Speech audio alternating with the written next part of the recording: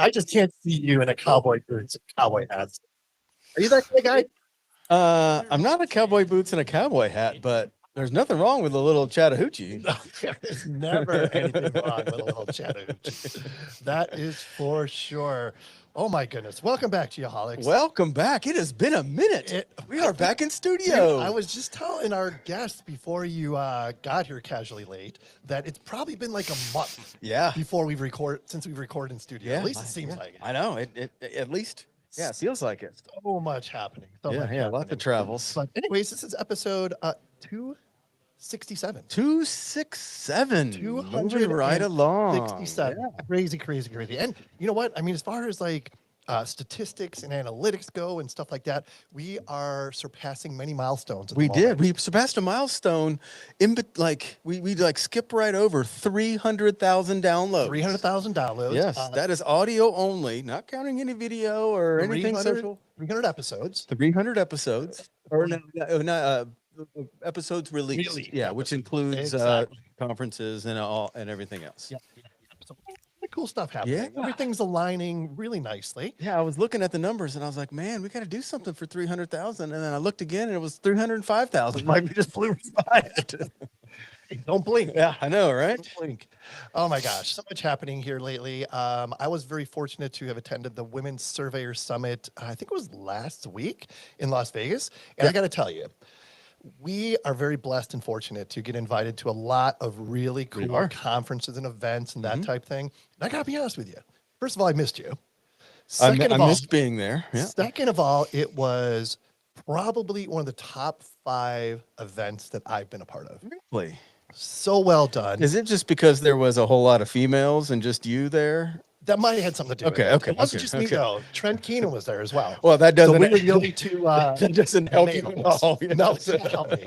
Not me. But it's so funny you say that because on the opening night, they had like a welcome reception and everything. And Trent and I were the only 2 males in the room with 175 females. Okay. Right? And, I'm sitting there, me and Trent are standing there with a couple ladies. And I go to Trent, I'm like, this feels really freaking awkward. And you know what? I set myself up because one of the ladies go, now you know how we feel every time. I was like, oh my God. It was such a sobering moment. I carried that into the next 2 days with the conversations. And Anna Rios, Heather, Amanda Allred. I mean, there's so many names to list. They did a phenomenal job. Yeah, so I hear. I met our 2 young ladies that we provided scholarships to. Yeah. Interviewed them. They were absolutely fantastic.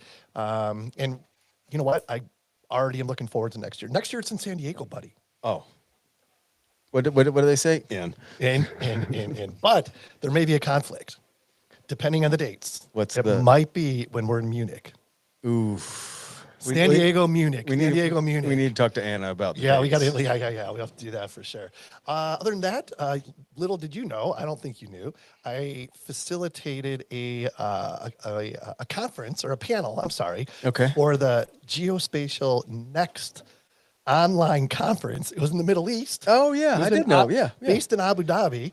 So I got, dude, you're gonna love this. Little did I know, it was at midnight our time. Okay. That I had to hop on and facilitate this conversation. So I went to bed at like 9, slept till 11:30, set my alarm, got up, took a shower, and did my duty facilitating this amazing conversation with 3 amazing panelists.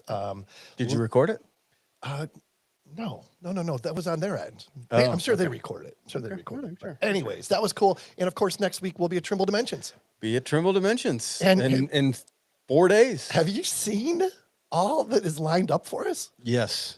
We are slammed already without any fill-in conversations. Yeah, it's going to be something. It's going to be incredible. So I like having a handler. It feels like, it's got, like my schedule is already booked out. Like, all right, you're going to lunch here, happy hours here, interview. Yeah, it's awesome. Yeah. Looking forward to it. We have a job opening. It's called Handler. So anybody listening is interested, send us an application. Please. All right. This episode, of course, is powered by MLID, making aerial and terrestrial surveys faster and easier than ever before. To find out more, go to emlid.com. What's new with you, bud? It's been a minute. We haven't been on an episode together to talk about Energeo yet, because that has been That's insane. That has been that long. I know. That was a blast. I'm sure we'll continue to get into it and release the episodes. Just gearing up for Halloween. Halloween's always a big deal at the Awesome. Faber compound. So that was a great time. And other than that, just Awesome. got off the golf course, a little scramble action on a Thursday How'd you hit 'em afternoon. today? I had them very well. The problem with scrambles are I always play really well, and I think that's going to carry to like my normal weekend game. Yeah. Where I'm betting with the boys. Yeah. Never does. Like I did not miss a fairway today, and I'm going to go out on Saturday and just light. Oh, it's just going to be awful. I already know it. That is absolutely a mental issue. Oh, completely mental. That is a mental issue. Yeah. 100%. What's new with you?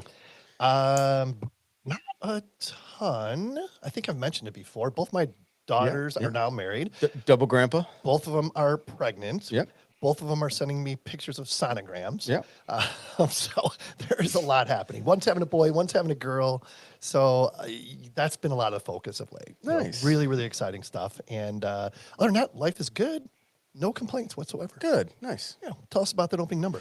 Well, who does our weekly updates? Our weekly updates are brought to you by Topodot, which can't forget about them. We saw them. Tuck. Yeah, and we saw them in Germany, and we'll see them next week. Yeah, we will. Dimensions. It's going to be amazing. Of course, leading the way in point cloud feature extraction and data governance. To find out more, visit topodot.com. Alan Jackson was that music. I mentioned the song Chattahoochee. Alan Eugene Jackson is American country music singer-songwriter known for performing a style widely regarded as neo-traditional country. Jackson is one of the best-selling music artists of all time, having sold 75 million records worldwide, with 44 million sold in the United States alone. He is a member of the Grand Ole Opry. Amazing. And was inducted to the Georgia Music Hall of Fame in 2001. Mm-hmm. He was inducted into the Country Music Hall of Fame in 2017 and into the Nashville Songwriters Hall of Fame in 2018. I mean, classic country. Classic. Classic. Gotta love it. Yep. Absolute legend in that genre, no doubt about it. Our song of the week is brought to you by Terra Central, your Trimble dealer for all things survey mapping and even marine gear. Check out allterracentral.com. We're going to see those guys, I'm assuming, as well. I believe we will. Yeah. They're always well represented at Trimble Dimensions. It's going to be a very festive atmosphere, I have a feeling. I always get that feeling, too. Next up, we have our NLC Prep Trivia. This is a great question. Again, anybody listening, if you will send us an email with the correct answer to this question, we will send you what do we agree on? $10, $20? Whatever you feel like in the whatever moment. I feel like sending that. It should be minimum. It should be a minimum of 20. Right. Let it be written. Let it be done. Here we go. All right. This is you. When establishing horizontal and vertical control for a topographic survey, which of the following methods provides the highest positional accuracy over long distances? Is it A, compass traversing, B, differential leveling, C, GNSS static observations, or D, total station resection? I'm leaning towards compass traversing. I'm leaning towards that. Yeah. That feels right. That's right. I think I'm going with needle on the leaf in the water, or maybe something with the sun. Solar compass or something.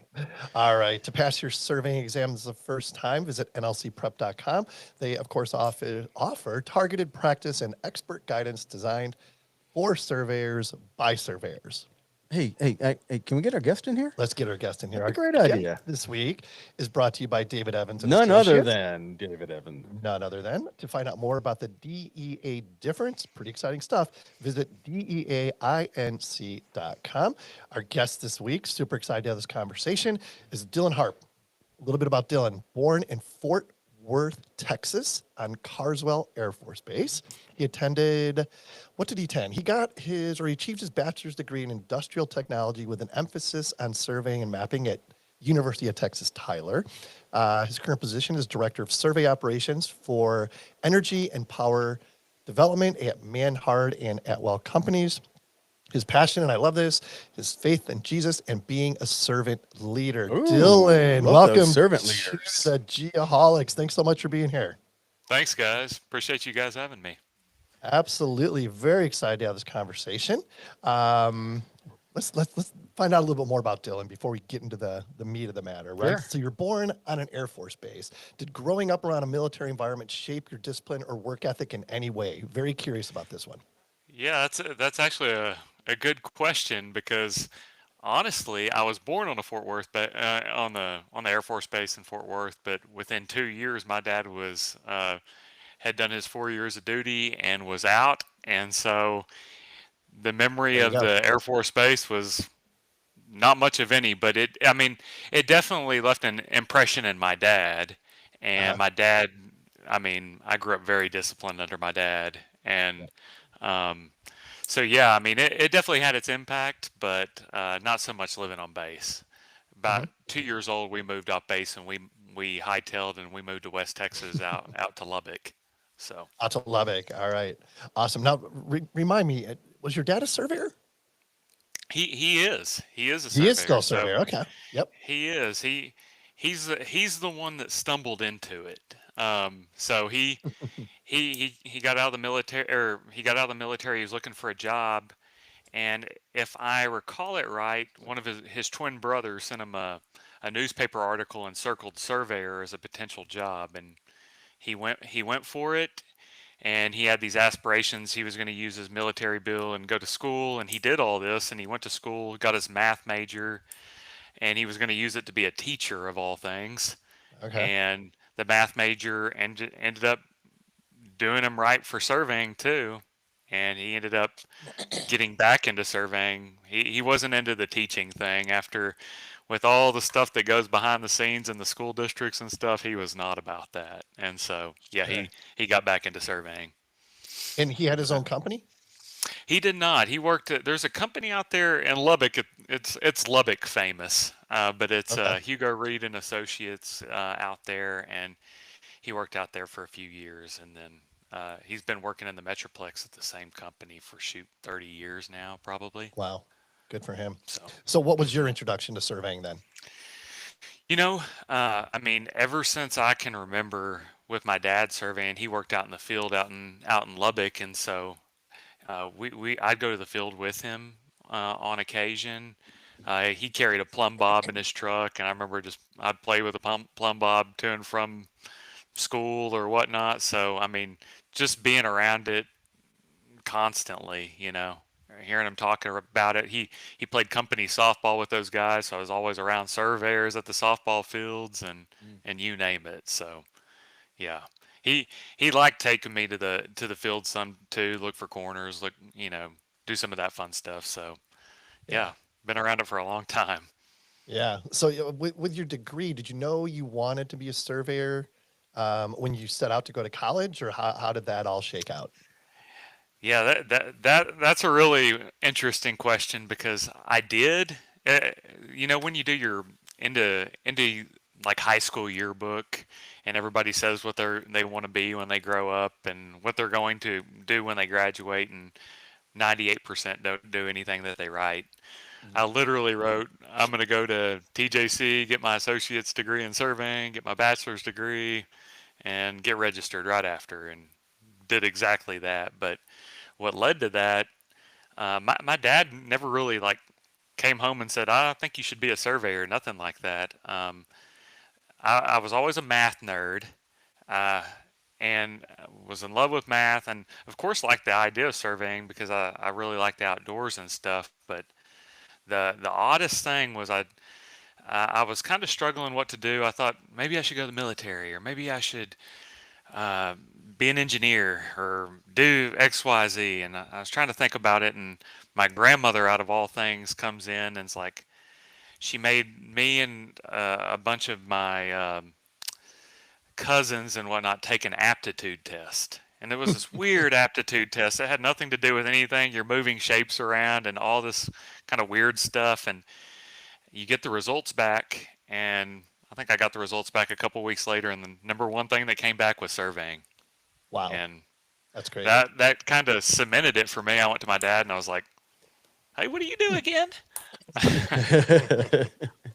So, So I'm yeah. curious about the journey, like especially when you already like you picked this career early on, or Mhm. it picked you, and for all the circumstances. And then, like you said, you already said, I'm going to TJC, and then I'm gonna go here, and I'm gonna go here. Once you actually got into it, what was like? How was your expectation versus what the reality Mm. was, and was there any big differences? I mean, what was that like? Yeah, so It's a good question, th- Chad. that's that really is a good question. It was funny because I immediately regretted it. My I knew dad, it. I was like, "What have I done?" I went.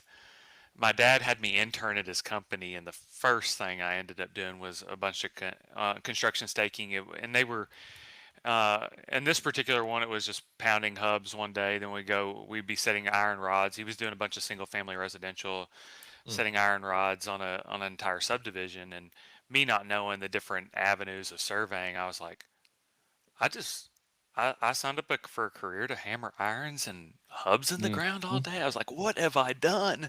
This is man, do I need to rethink everything? But then um, we started getting on the boundary side of things, and people would kind of take me under their wing there, and then the equipment, and I was like, okay, this isn't so bad. And the more I got into the boundary side, the more I fell in love. That really is my first Mhm. love with surveying for sure. Mhm. So, do you have any, or is there a story that sticks out in your mind from the early days of surveying with your dad? You know, I don't know if a particular one. I definitely be the camaraderie that he developed with and in the survey community with all his coworkers and the staff out there.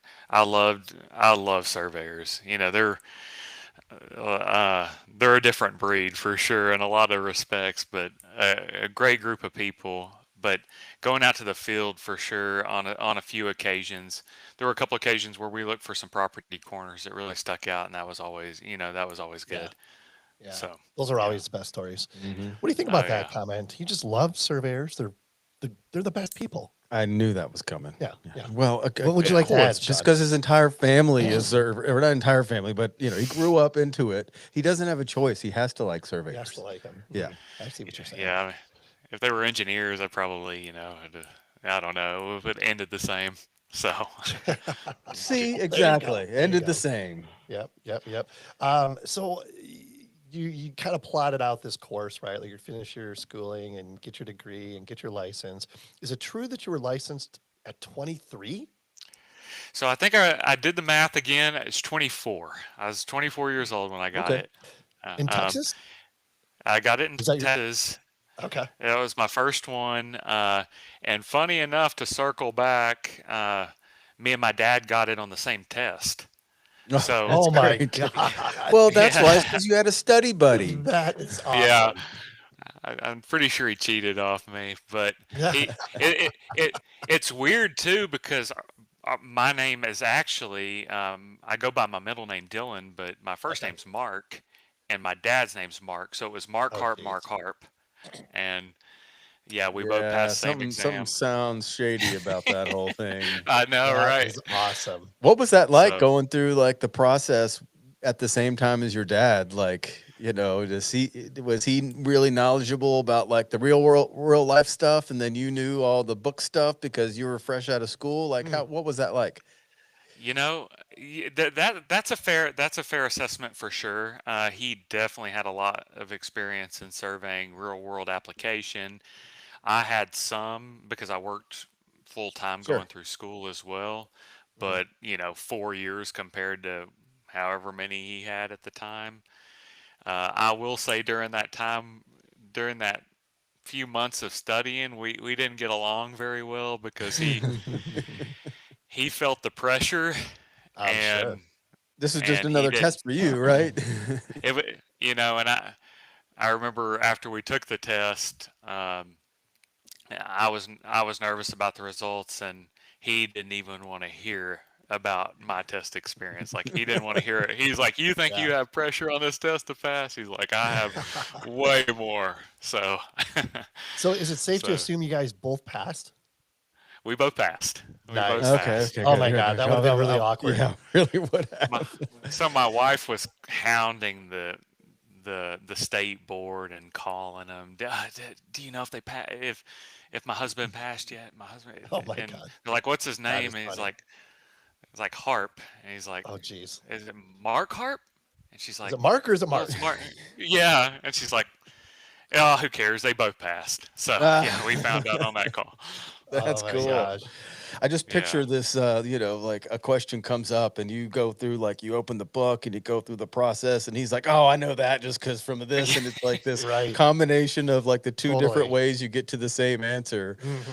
Like Yeah, old for school sure. surveyor and new school Yeah, surveyor. exactly. That's funny. Yeah. It it Cool really is. dynamic. I mean, I think we kind of helped each other there because he could help me on different lines of thinking, Sure. and then I Hmm. had just come out of so I had a unique situation when I was working out in East Texas. I went to the university, of course, and my professor, the professor of legal principles, was also my boss. So, Ah, I go to work for the guy who was teaching me legal principles, and he would Mm. interesting. reinforce all those concepts at work. And Yeah. so, I think from that standpoint, I was able to kind of help my dad think, okay, here's what you might see because I just been Yeah. in all this stuff. So. Yeah. Well, that kind of leads me to my next question. Obviously, you had your dad as a mentor, but who else sticks out in your mind as mentors? Yeah, it's in the surveying world, especially when you're coming up, you have so many. Especially when you're young. Well, I say especially when you're young. Uh, Even now, I still do. But my dad obviously, no doubt about that. And then when I worked at John Cowan and Associates out in East Texas, his name was Terry Cowan. He owned that business, and he another one who worked with him. His name was Art Osborne. Those were great mentors. And then I left there, came to the city, and really cut my teeth on city surveying. Mm. A guy named Chris Mayman in Dallas was a great mentor.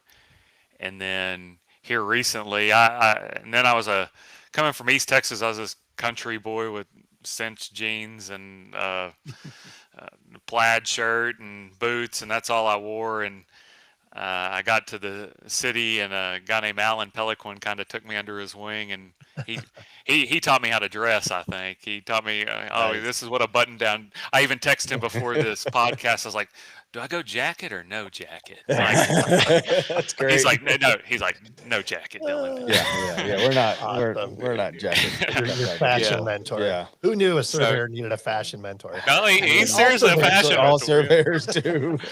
Yeah, he taught me how to dress the part and be more of a professional and all that good Yeah. stuff. So, but Yeah. Yeah, I, yeah, I think I and think that is an actual real thing because Mhm. mhm, there is a nuance to be able to Definitely. work out in the field and have that as your career, and then be Hmm. able to still represent yourself in a business setting. Hmm. And you want to be the guy that's out in the field. You just don't want to bring it with you, right? Yep. Yep. So I'm curious about this topic because I see it kind of on our notes, and I kind of want to expand it a little bit because I'm dealing with this just right now. What is the ideal like experience experience breadth that you would recommend to somebody, like especially for yourself, having gotten your license so early? My and we have some, and I'm sure Kent's got some where like these guys can get their license so early, but do they have all the right experience yet? Like you Hmm. mentioned, you spent some time in staking, and like me personally, I think everybody should spend a year just doing construction staking, just because you got to mhm. know what, even if that's not what you're passionate about. What's your Right. thoughts on what does that experience matrix look like for someone, even if they're young and just got their license? Like, what is that minimum amount you need to be a survey manager? Mm. That is, man, that's a great question. Um, so I guess I'll start off in Texas. We're a meets and bounds state, and so we're not part of the public land system. And so here we have we had all these different sovereigns that flew over the state, and surveying down in South Texas versus East Texas versus Central Texas versus West Texas, the land systems are completely different. Mm. So even where I cut my teeth on growing up in East Texas, now I'm surveying in West Texas. And then I had to learn this completely new land system when I moved out or, started working out there. So, I mean, shoot, I didn't get proficient in West Texas surveying. It took me solid 4 years before Sure. I felt confident. Mhm. East Texas, same thing. That I think that 3 4 year window is kind of a good sweet spot of you're practicing. You're kind of seeing everything thrown at you, Mm, Mhm. um, and depending on where you're at before you can take on. Now that then I got my license, of course, in the public land states, and then I got my LSLS license, and I'm still right now in that, you know, couple years being an LSLS where I'm still, you mentioned mentors. I Mhm. have one in West Texas, his name's Stan Piper, one down in South Texas named Joe Maddox. Like they're teaching me how to do, the one in South Texas is teaching me how to do coastal boundary surveys and Sure. um, gradient boundaries. A guy named Miguel Escobar too, and then out in West Texas, he's teaching me what vacancy or patent survey looks like, and so Yeah. now I'm back in that 4 year learning window again. So mm, that's all I feel like I do is learn. Yeah. So, Well, I think we're constantly learning. I think that's an extremely good hmm point. I love what you're saying there because it's probably a really good lesson for other, younger surveyors. Don't be afraid to ask for help, right? Just because you get your license isn't an assumption that you know what you're doing in oh every no, situation, yeah, right? I absolutely. mean, and like ask for mentors. Like, I'm so impressed, Dylan, that you said, I've got this person, in the West Texas, this person, East Texas. 'Cause there's so many different dynamics of surveying in Texas, and having those mentors and those, those resources readily available to you is, invaluable. I, I couldn't agree more. Like I've made a career on this. Honestly, is some people make have like a smoke and mirror show. They're so afraid that people will find them out of not knowing. And if somebody asks me a question, I have no problem saying, I don't really Yep. know. Let me ask. Let me get Hmm. back to you. Um, I really have made a career on that. Just, hey, let me ask this guy, and then this Yep. guy teaches me, and then I learned something I didn't know, and now Hmm. I'm an expert to somebody else, even though I feel like I'm just learning it. So Mm, it Yeah. it's really been an interesting thing is kind of staying humble, and I was admitting just what you going to don't say know that. so you can learn. Exactly. Yep. So Well said. Well said.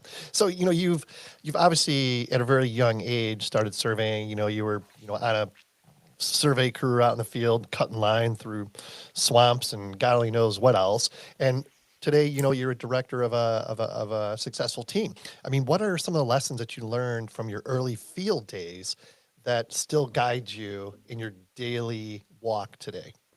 yeah, I think the field experience is invaluable. I sometimes, especially when somebody's bidding a job or somebody's in Hmm. an office and they're directing field staff, it's really hard. It's not impossible, but it takes some empathy on that part. But it's really hard to see a sheet of white paper and be like, or a Google Earth image and say, hey, I'm sending these guys out here and to know what they're encountering, to have some Yeah. empathy. Okay, it's Texas, or Arizona. I know you guys know about heat. It's 110 degrees out today, Mm. stifling humidity. It's Yep. poison oak, lack of access out in West Texas. Caliche roads, they're all beat up, and then all of a sudden you get a locked gate on a lease road, and it presents these obstacles. How do I get into this?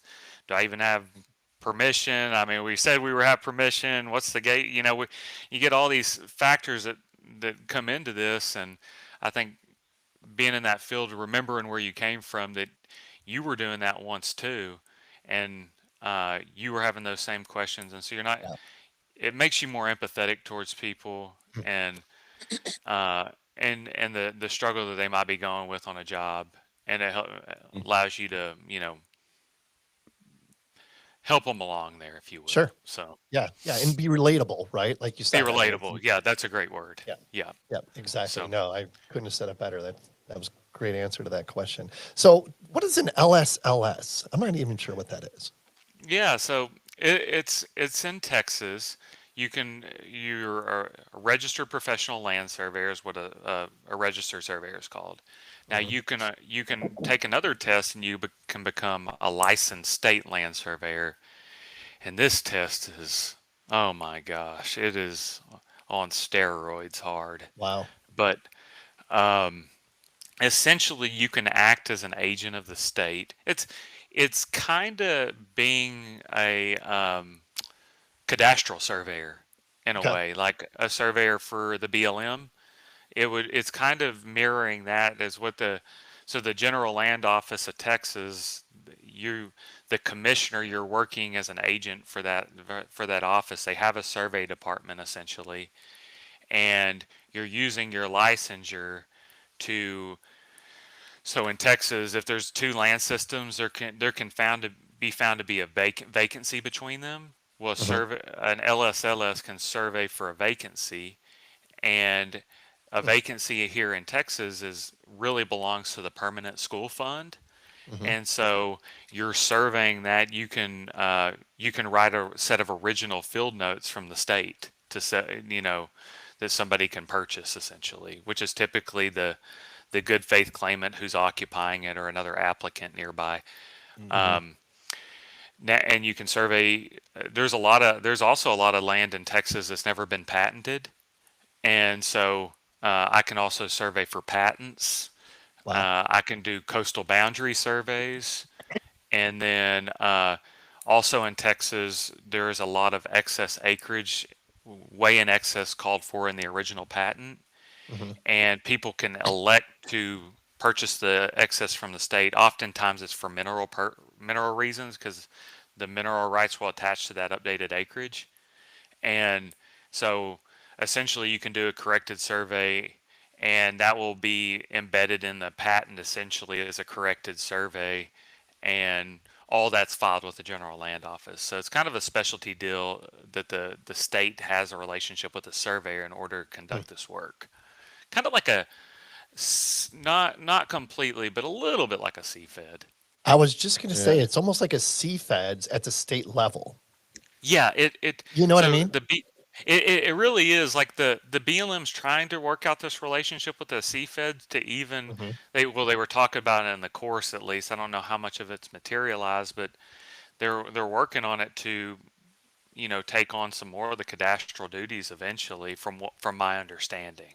Hmm. But that's the relationship that the land offices or the state of Texas has set up with the licensed state land surveyor is to Okay. do those duties. So. Yeah, and it also makes me think we had a surveyor on, I don't know, 2, 3 years ago that kind of talked about this a little bit, where just talking about licensing in general.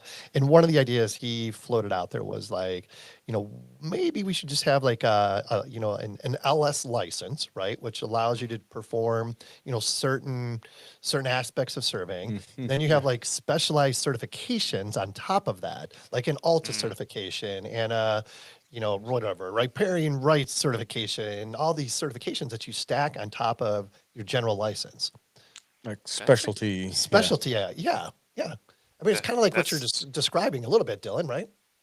that's an interesting. Yeah, I mean Hmm. that's a very interesting point. Like I definitely get what that guy's saying. I mean, it kind of goes back to what I was saying earlier about the being specialized in different land systems. There's Right. so many different we get the title registered professional land surveyor or professional land surveyor or whatever your state is, registered land surveyor. Depends on the Hmm. acronym that your state uses, but Yep. that automatically makes you a professional over surveying. But like you said, there's so many different avenues of surveying that you can really be specialized in. So I mean, it makes a Hmm. lot of sense. Well, maybe we'll have to circle back with that guy. Can I circle back on one thing? You're dumb engineer here. What is patent land survey? Like, what is that? Can you walk through that just for my education? I'm sure all the listeners know exactly what you're talking about, but what is the patent part of Except for land the surveying? engineers that are listening. True. Yeah. Yes. Yeah, so a patent is essentially like just a quick claim from the state that the state's giving up their right to that land. They're Okay. severing their right and giving it to an individual. So that, you know, oftentimes when you think of patent, you think of when the land was being originally settled. I was gonna So say it's like the original conveyance, basically. Okay. that's Okay. that's correct. And but so in Texas is how it went down, right? Is you would the first thing you would get was let's say you're an original settler. Well, you maybe for military service or something Exactly. like Yep. that, or for doing like some kind of internal improvement for the state, they would Hmm. grant you a certificate for amount of acreage. And Hmm. then is what that person would do is they would go locate that survey on the ground for that much acreage, and it could be located in different places. They could split the acreage here and split it there. There were land systems to accommodate that acreage, but once they had it surveyed, then they would take that survey to the state, and a patent would be issued on that survey. Basically, the state would relinquish its right Got it. to that Okay. Yeah. claim. So So, Interesting. so Sean, to put it in perspective, the land that I own on Mars is a patent. Oh, got it. Got it. As a Okay. patent, that's yes, it. yes. Does that Yes. also include the land you own in the metaverse? That's the 3-year-old house. Oh, I got it. should Got it. probably sell Yes. that and buy your new house. Yeah, I should. I Yes, should. I should. Maybe we can make a couple little deal nickels on there. that. There you Yeah. go. So like you mentioned gradient boundary surveys earlier. We talked about the LSLS certification, of course, CFEDs. What advice would you give young surveyors that are wanting to expand into those more specialized or advanced areas? Mm. I would say we kind of touched on it earlier, but if you really want to do that stuff, which when I was looking around at these people I named earlier as mentors, especially in the specialized surveying, they Mhm. would talk about the projects, and I was like, oh man, I did a lot survey today, and they're like, oh, I did this and this, and there's a vacancy, and they're talking about claims from the state, and it's just fascinating what they're saying. I was like, I want to be a part of that. And so first off, do you have that hunger or desire to be a part of that? And then second off, find those people who do it and let them take you under their wing a little bit. And I annoyed some of them. I would just be like, hey, I remember one time at an LSLS committee meeting, I basically stood up kind of in front of the group and was like, "Hey guys, I'm willing to just go out with you. I don't want to be. I'm not asking to be paid. I'm not asking to be anything like that. Just extend me an invitation. I want to do it with you. I want to see how it's done. So be willing to go find those people. Ask a bazillion questions. Keep learning. Kind of stay hungry for it, Yep. and eventually you'll start to pick up enough where you're able to do these jobs. So. Hmm. Yep. And again, it goes back to showing that humility and putting yourself out there, and not being afraid to ask those questions and for that help. Yeah, that's exactly right. Luckily, the surveyors in Texas are older, and they consider me young, I guess, even though I've got white hair. But you know, it really helps to take that posture in front of people where you're just saying, "Hey, I don't know, but I really want to learn," and they'll 95% have taught me without any Yeah. reservation. So, Yeah. yeah, That's awesome. Talk about the company you work for a little bit. Manor Consulting. that's right. Yeah, just had a recent acquisition, but talk a little bit about what's it like being the survey guy at a civil engineering company. Yeah, so it And are it you it's been good. mostly a survey shop that's got some civils, or are you mostly a civil shop that you guys are the people they put in the east, in the east wing that no one sees? Where the sun Right. doesn't Yeah, shine. yeah. That's it. So the way we kind of frame it, so I'm in Fort Worth, in Texas, and so the way we kind of have it structured in our office is we have consider it land development surveying, which would be Okay. working predominantly as a right arm of civil engineering or doing single family residential, multifamily commercial. And in a past life, I did that. About half my career was in that, and the other half was more in energy and power. So Hmm. now on my end, I'm doing more um, oil and gas related surveys for pipeline, well location, also for wind energy, for solar, um, utility, things like that. So in my world, most of the time, at least in our departments, our survey team's 100% responsible for our revenue. So we generate all our own revenue in our Interesting. department. Okay. So uh, So it's not as just opposed spoon to fed more, to you like Kent? What? yeah. What? I I wish it knew was I would that get you on easy. that one. Good Lord. He does a lot of single family residential, so we're in two different spectrums. Sure. Yeah. And so yeah, I work in a shop with a bunch of engineers, but for the most part, I don't work on a whole lot of projects with engineers at this stage Okay. of the game. So Yeah. yeah. Well, maybe one day Oh, and that's so you'll get nice, to Kent. experience that He would, wonderful, he would, trust me, he would rather not. No, Okay. it was good. I used to work with civil and structural, and it was good too. It was all part of the background, and my, Mm, you got to put me anywhere. I liked it, people ask me, well, do you like the oil and gas surveying better, or do you like land development better? And um, land development was neat because whether you're doing single family or doing commercial or whatnot, it's real tangible.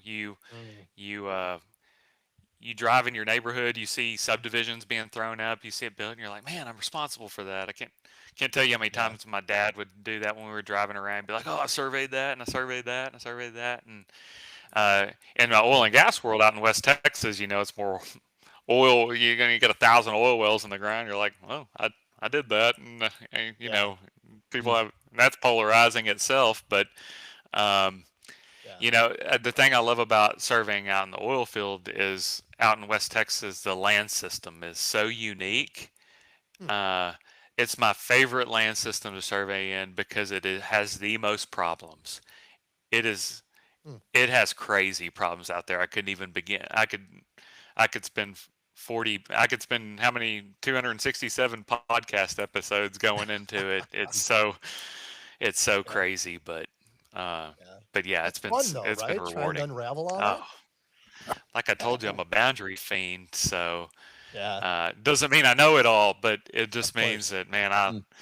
it makes me take on that student role even more, and I'm always Yeah. learning something new every day. It feels like so. It's That's been awesome. cool. Very cool. And I know it was recent, but talk a little bit about the recent acquisition. How is that? We always it's happening a lot in our space. So what has Yeah, it been like? Having been a part of one company and now you're a part of something else. yeah. It was. I mean, your first thing when you get news is always like, oh, change. Oh boy, what's Mm-hmm. gonna happen? But I think Atwell has done a great job of like the community and Manhart too. Since it's two sides of the same coin, right? They've done a good job of communicating all the changes that are coming, and for the most part, it seems positive. Like I mentioned to Ken earlier, the president is a surveyor, so I really like that. That was a good selling point. But no, I mean, they seem like they have a good reputation in a lot of the country, and For sure. uh, the way the strategy on how they talked about bringing us on and how we would continue to operate is very appealing. So I'm Yeah. honestly, after talking with them, I'm pretty excited about it Pretty all. excited. Yeah. Well, Nice. let's face it. Yeah. The only reason they acquired Manhard was to get Dylan. Well, yeah, sure. The Yeah, yeah, of the course. rest was just kind of included with the Yeah. package. Yeah, yeah. Yeah, exactly. Yeah. But we That's talked about Atwell, and something I wanted to talk about. We'd want it to be the focal point of the conversation, of course, but it's sure. definitely worth mentioning. Recently there was a post on LinkedIn, Atwell post, and they were, acknowledging the professional accomplishment that for you being named the TSPS Young Surveyor of the Year. What does something like that recognition mean to you, and how do you stay humble and motivated, while you're earning those accolades? Yeah. The that was a great honor to get the award. First off, I mean, that was really cool. A lot of people have walked up and told to me, especially the people in my office who see me every day. They said the real accomplishment was convincing everybody I'm still young. So that That's great. they said that was my greatest accomplishment. But no, I mean it really was. It was neat because as I've been getting more involved with these specialty surveying, a few of the older surveyors really challenged me and said, "Hey, Dylan, really be active in the TSPS and help protect the profession and basically give back." Mm, And so I really took that to heart, and as I've done that, I found it to match kind of what I want to do at this next stage of life, and that I've got four daughters, and so when you turn around and you look back at your family, I see my kids getting older, and yep. my a couple of my daughters have like, maybe I should go into surveying, There you go. and I'm like, man, what's happened to me? Like, I'm getting old, and and so It's awesome. as I'm doing that, I'm like, man, I really want to give back, Mm, for the me's coming up that are geeking mhm. out to surveying and want the most out of it that can be. I want to leave it in a good place for them. So, that's really a big source of motivation for me. And yeah, the accolades and stuff like that, you get recognized for being active in TSPS, but I really credit the people who told me to get active in it. Sure. I appreciate that advice because I've gotten more out of it than anybody. So, Yeah. Yeah. It goes back to those mentors we talked about, right? Mhm. Putting you on that yeah, right path. Um, that's it. well, you mentioned it there, and we talk about it a lot, because I think it's really important. The legacy. I mean, you're still early in your career. Let's not lose sight of that. But what at this point in your career, what is that legacy that you want to leave? Yeah, man, that's a really good question. I think, legacy wise, I I've thought about that a few times. You hear somebody pass away, or you see an Hmm. obituary, or you see Yep. whatnot, and I hope hopefully the character I demonstrate, hopefully the first thing people think of me is not surveyor. Mm. I hope people think of me first as a man of faith, a man who loves his family, a man who loves the people he's around and works with, and you know wants to support them. And then, based on all that, I hope they say he's a good surveyor, and light in lieu of all that, in light of all that. So hopefully Yeah, that's one you did of the say in lieu. It's but yeah, yeah, in despite light despite being a surveyor, I'm actually a decent Yeah. person. I'm a good that. human being.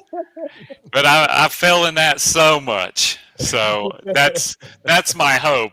Right Yeah. now they're Right. probably like, yeah, he's a good surveyor, he's a crappy guy, but Yeah. hopefully, Yeah. I don't believe that. But hopefully, I do want to bring up, and this has been talked about, a handful of times on the show, and that is servant leadership. yeah, And I love that you mentioned that in your bio. What does that mean to you? yeah. So a servant leader to me, being a man of faith, I think Jesus demonstrated it the best. What that is and what that looks like, uh, and I think it was kind of upside down thinking. People would think, oh, in order to be the best, you have to be the best. You have to be first. And he kind of turned it all on its head and said, no, in order to be first, you have to be last. Mm, And and so with that line of thinking, hopefully is when I'm looking at staff, and this is one of the enjoyable parts of me being like a manager right now, is I really like when somebody comes in and is excited about surveying in their career, and then I get to like help them figure out what part of surveying they like, and then they get promoted to a project manager, or they get promoted to this, and then they get their license. One of my happiest ever was we hired this girl to be applied for our receptionist position, and then she ended up becoming a registered surveyor. oh my God, uh, went through all the went through that's all the crazy. steps, and you know and seeing the passion and the love for it and getting to like invest in that, Yeah. and was really cool. And so I've had instances like that happen, and you kind of turn your work into a place where you're looking out for others. And so yeah, that's been a really cool part of the job. Yeah, for sure. What are you looking up over there, buddy? Oh, Are you like placing some orders on Amazon? What are you doing? no. I'm looking at the cool stuff they're doing at Manard. Yeah, Man hard. Man hard. Y- Yeah. yeah, you got you That's what I gotta say, Manard, an Atwell you just company. you Maynard. gotta lean into it. Yeah. Yeah. You gotta lean into it. That is awesome. So looking back, right, and this is gives you an opportunity to reflect, and maybe you've included this answer in a lot of the different things you've talked about so far. But if you go back, probably not that long ago actually, and give 16-year-old Dylan standing on that first survey crew one piece of advice, what would it be? Ooh. So going back, what, 22 years now? Like, so if I'm talking surveying, man, that's a good question. I, I would say really enjoy the journey. First off, like just sit back and enjoy, because now that I see it, you always hear the adults tell you when you're that age, man, it goes fast. Stop looking at tomorrow. It goes fast. Enjoy it now, and you don't believe them, and then before you know it, I got four daughters. One's in middle Yeah, school. I got another, a couple years to be in high school. It's crazy how fast it goes. I know, Kent, you were talking about yeah, your, getting married and all that stuff. So, and having grandkids now, so I can only imagine, mm, how fast it's going for you. flies. But uh, I would say enjoy the journey, and then also, professionally at least. I think even early on, I was scared to ask questions because I Mm. didn't want to. I didn't want to sound dumb or like that I was incompetent or wasn't getting it. But um, and learn it all and really learn the why behind it all. Learn the why. Because Ooh. Love that. yeah, that Love that. that's a huge. You can learn how to do something, but learning once I get it conceptually, it'll stay with me forever.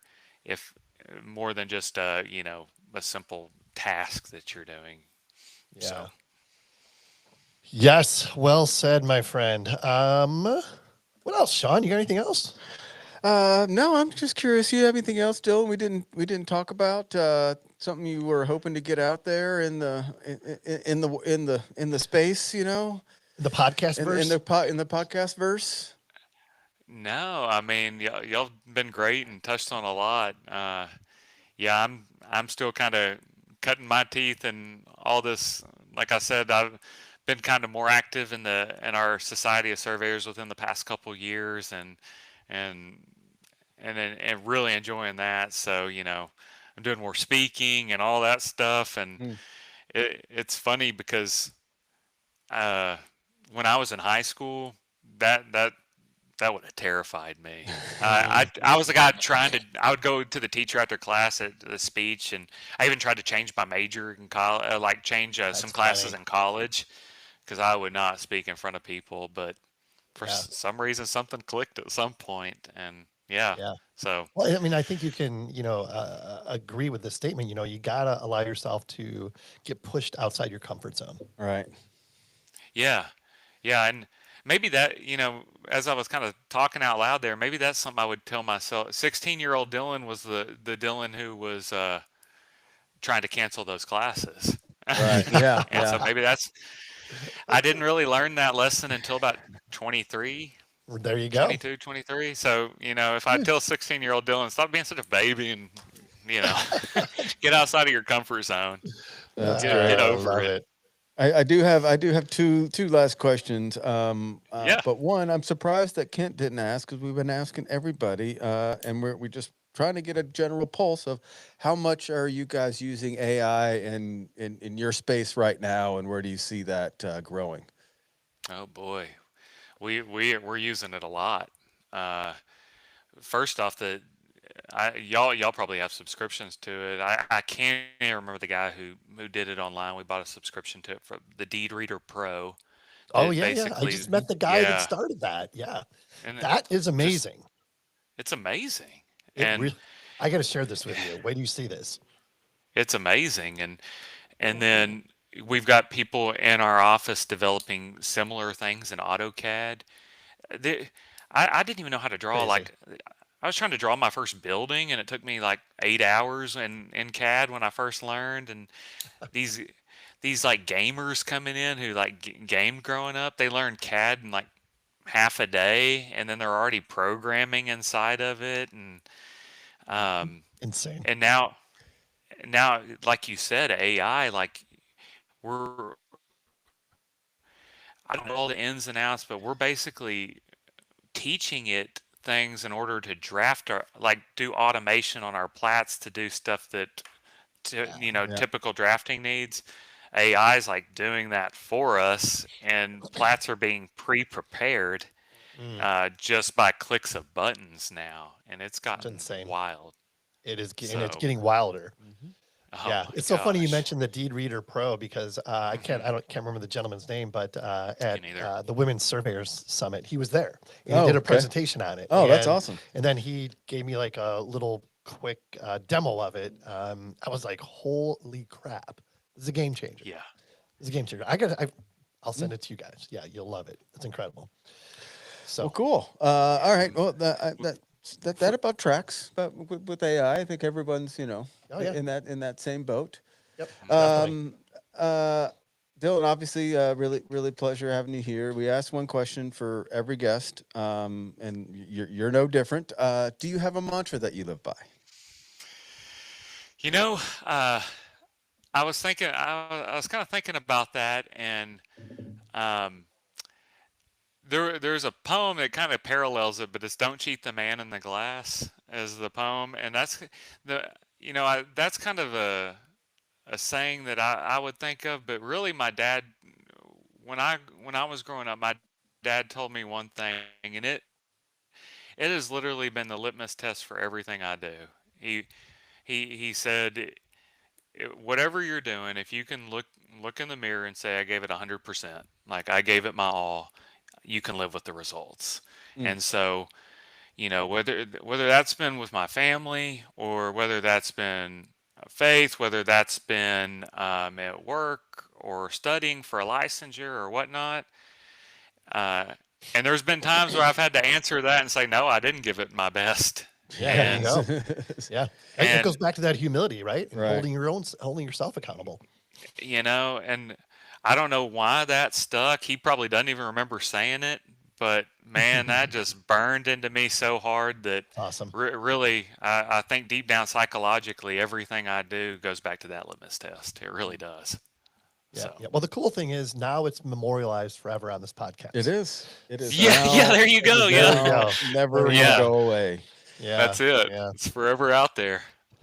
Oh my gosh. Well, Dylan, I got to tell you, this has been an absolute pleasure having this conversation. I'm so glad it worked out. You know, it's kind Yeah. of short notice, and Yeah. appreciate you being flexible and making it happen. I mean, my gosh, what a great conversation. I mean, an hour's gone in a matter Yeah. of 10 minutes, That's and how it works. that when the best shows, that's how that Hmm. happens. So, I love it. um, Yeah, it was we great. thank you, and yeah, I mean, keep doing what you're doing, and look forward to watching your career continue to expand and grow.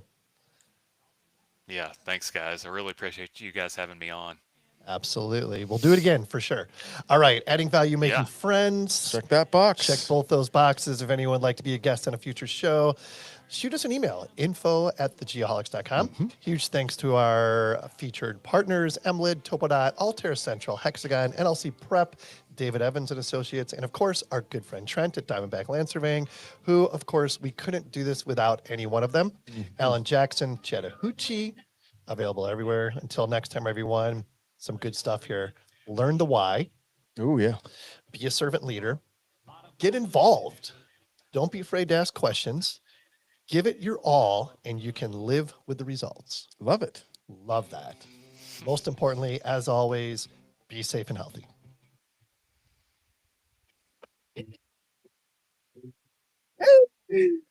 Ah.